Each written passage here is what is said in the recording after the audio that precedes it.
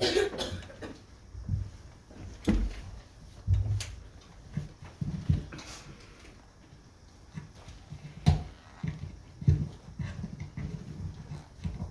evening.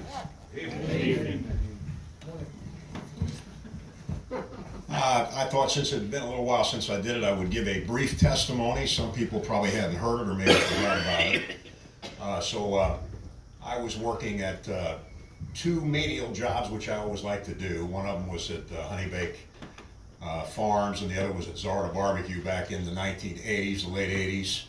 And it was my time, I guess. I was getting witnessed to from several different angles at the same time. Don't remember ever having any kind of a witness towards me that gave me a clear presentation of the gospel, but I was getting it from some of the management people that were coming over from the Blue Springs restaurant to the next restaurant where I worked from 1980 until 1994.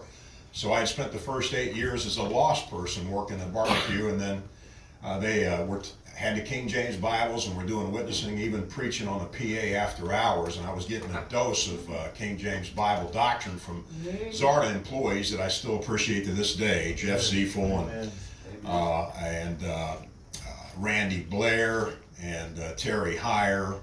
And some of these guys were in management. They were talking to me, and they were carrying their Bibles, and they were going to the Kansas City Baptist Temple, invited me to a Monday night Bible study. Started attending that in June of 1988. And Bob Alexander was doing a Q&A there from 7 to 9 on Monday nights. They had a snack bar and several hundred young people that were in attendance, and I was learning a lot of Bible. And probably within a month or two, I was a little chicken at the time. I didn't get saved publicly there, but I went back to my friend Randy's house in Blue Springs, Missouri, and he prayed with me, and there was a house fire across the street, and I remember that pretty vividly, and I woke up feeling and being a different person the next morning on a Tuesday morning after having trusted Jesus Christ at 22 years of age. And so I started out at the Kansas City Baptist Temple. It was a dispensational King James, and I thought it was an excellent place to learn the Word of God at that time. Went through Discipleship 1, Discipleship 2, was going through the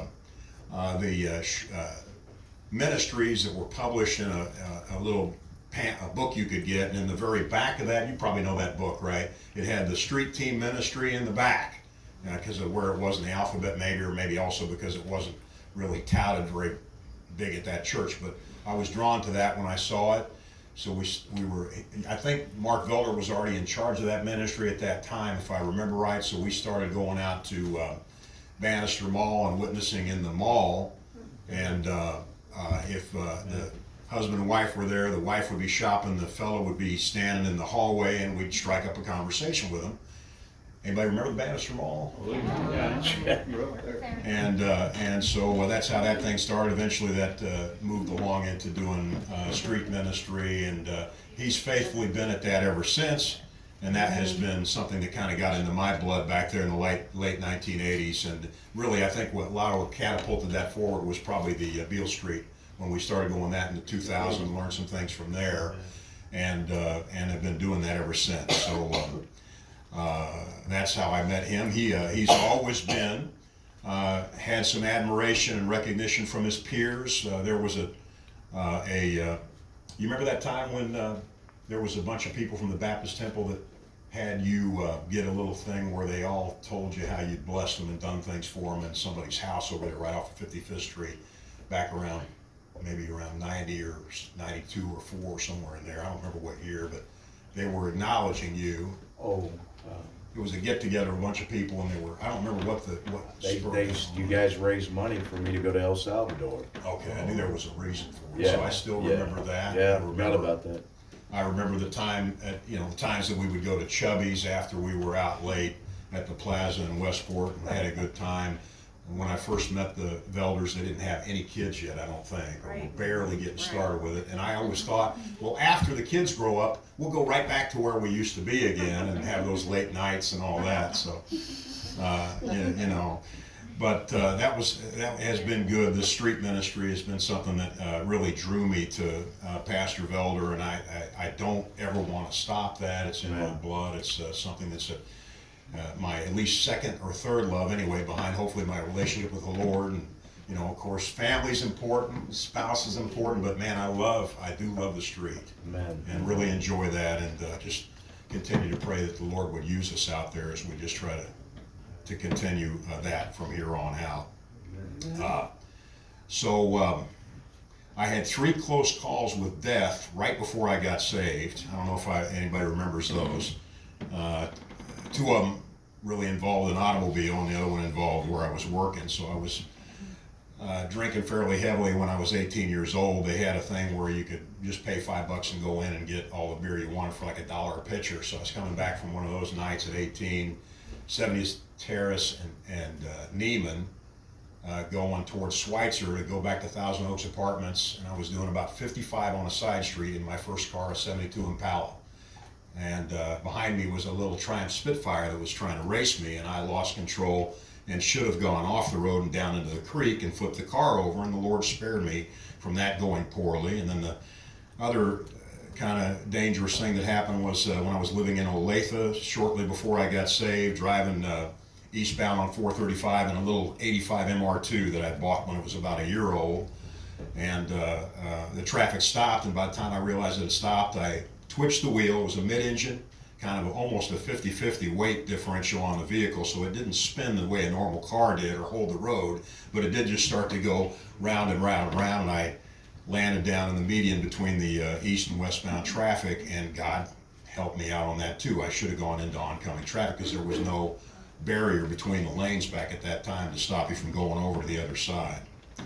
But that didn't go as poorly as it should have. It should have been a lot worse. And then I was working at Honey Bay Farms at 17th and just west of Broadway a month or 2 or 3 before I got saved, and we got held up and tied up and gun held to our head and demand to open the safe and that kind of thing. And I realized at that time, even though I was kind of depressed and lost, that I didn't want to die.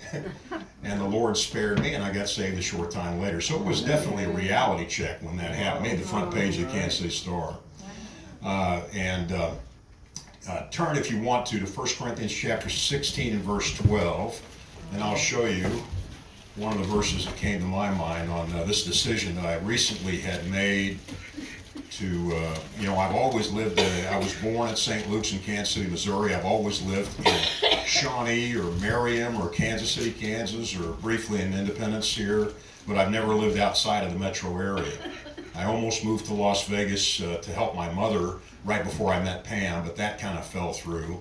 And now this opportunity has come up, and if I was going to do anything at all besides just, live my remaining years in this area, then this would probably be maybe one of the last times that I would consider doing it.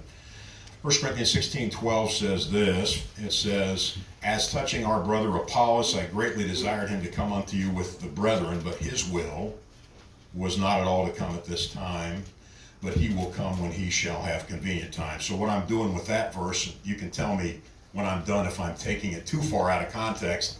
I'm saying that Apollos was making his free will decision on whether he was going to go someplace. Okay, that's what I'm doing with that verse. Now, I don't know about you, but God does not always instruct me with exactly what he wants me to do. And some people think you get to make some decisions, and others think that maybe you shouldn't make your own decisions and God's going to make them for you or whatever. But I, rightly or wrongly, do think that God lets you make some decisions. And then he'll honor those if your heart's in the right place. So that's what I'm hoping for. I can tell you this. In Exodus 33:15, Moses, I think, is saying, "If thy presence go not with me, carry us not up hence." I wouldn't go where I'm going if I didn't have God with me. I wouldn't do it. I want to be where the Lord is. Now, obviously, you take him with you when you're saved. But if he wasn't in it, I came up with 3 things. I came up with either it's the directive will of God or the permissive will of God, or he's going to stop it. He's going to do one of those 3. I don't know if you got another one, but there was one of those, and it seemed to be in between directive and permissive at least for me to make this decision. I will tell you that Pam wanted to do it, but that's not the primary reason that I decided. And most people probably don't believe that. Most people think I'm going because she wants to go. That is true. She wants to go, but I want to go. It's my decision. And obviously I know she's very much willing to do it. Our primary reason for going is to continue what we're doing here and just continuing to do it there. I plan on, which is street ministry, I plan on coming back on fairly consistent throughout the year to visit my mom, to do the job I'm doing now here in town, and Steve Arnhart's going to put me up. So that's good too, that he's giving me a place to lodge there so I don't have that extra expense. It's a 600-mile trip, 10.5 hours, so it's not undoable. You know, I drive one day to get here, stay here for a couple weeks, and then drive back, and do that as much as 8 times a year. So 2/3 or so of the time in Toledo, Ohio, and the other, 10 to 25% of the time here is the initial plan, and maybe eventually move my mom with us. We've already talked to her about it, and she's happy for us, but yet sad too, so we'll figure it out, what we're gonna do there. So Psalm chapter 139, verse 7, kind of reiterating the idea, says, "Whither shall I go from thy spirit? Or whither shall I flee from thy presence?" Now, something I've done for a long time is I've taken these different trips. I've taken Mike Pettigo and I have gone on some of them, and others that have gone with me, but I've just noticed no matter where you go, if you're trying to serve God, he's right there. Just as strong wherever you are. If he's strong in your life here, he'll be strong in your life in those other places too. And I checked and I noticed that the place that I'm going, probably like many other cities, has over 80-some-odd% of the people that live there that have been born in that place. And so I'm going to be kind of an outsider, and I don't really mind that, because my citizenship's in heaven anyway. So I don't see myself as being just a citizen of wherever it is I'm living in. So I think it's okay on that. And sometimes I've done well when I tried to witness in another place besides where I am all the time. So I might have that advantage. It says in John chapter 21 and verse 18, that when you're, you can just take a mental note at least of it. When you're young, you can go and walk around where you want to, and when you get old, somebody else has got to take you where they want to take you. So if you're going to make a move, you better do it before you can't do it, right? Yeah.